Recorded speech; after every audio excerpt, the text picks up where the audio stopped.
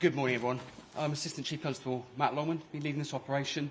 Thank you for joining us this morning. I'd like to give you an update on where we find ourselves today. Our investigation into the death of 78-year-old Anne Widdecombe has continued to develop over the past 24 hours. Shortly after 9 p.m. on Saturday, the 11th of July, a 28-year-old white British man was arrested at an address in Rotherham, South Yorkshire, on suspicion of the murder of Miss Widdecombe. We were supported by officers from Counter-Terrorism Police North East and South Yorkshire Police who carried out the arrest on behalf of Devon and Cornwall. Miss Widdecombe's family have been informed of the updates and continue to be supported by our specialist officers. Our thoughts remain with her family and friends at this incredibly difficult time. At this point, there is still no information to suggest that this is a terrorism-related incident, and at this point, we are not looking for anyone else in connection with this murder. We retain primacy of this investigation, and detectives remain open-minded about the potential motive. At this stage, there is nothing to suggest that it was politically motivated. A cordon is still in place as officers continue inquiries at the scene, and we anticipate that this will be the case for the next few days. The local community can also expect to see a heightened police presence in the coming weeks to provide reassurance to them. However, I wish to reassure you that we do not have any information to suggest that there is any wider threat to the public at this time.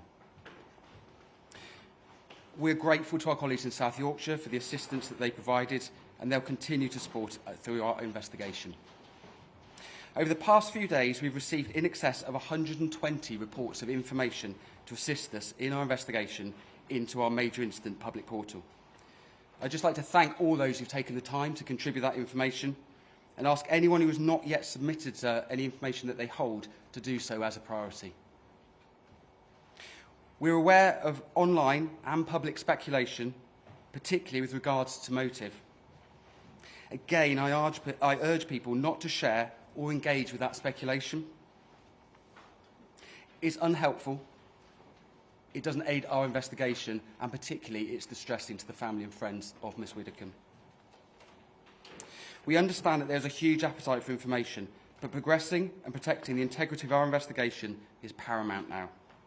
We recognise there is still some way to go in this case, and the release of any information will be a decision made on an operational basis.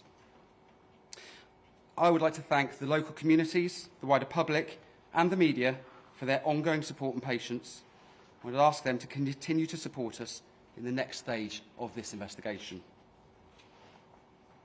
Any relevant information, images or footage can be reported via our major incident public portal, and you can follow the links and QR codes available on our website to achieve this. Information can also be passed anonymously to the independent charity Crime Stoppers. Thank you very much. I'd like to hand over now to the Chief Constable to say a few words. Thank you, Matt, and good morning, everybody.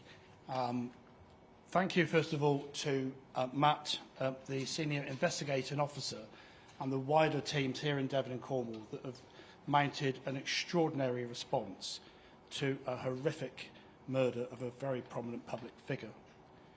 The support that Devon and Cornwall Police has received from our colleagues and our partners, both in the region and nationally, has been second to none. The operation has been running at a lightning pace for 48 hours, and I am really pleased that we have a suspect firmly in custody and that will undergo some further work from us today. Well done to all. This is clearly British policing at its very best. Thank you to media colleagues for your patience in working with us over the last 2 days, allowing us to focus on the most important thing here, which is to catch a dangerous man and bring them to justice. My appreciation to you for that. Thank you. And finally, my thanks also goes to the public in giving us the information that we need to progress this investigation. And I reiterate the ongoing message and direction around speculation and how unhelpful and how that can hinder a major investigation of this nature. But thank you, everybody, and thank you to the teams.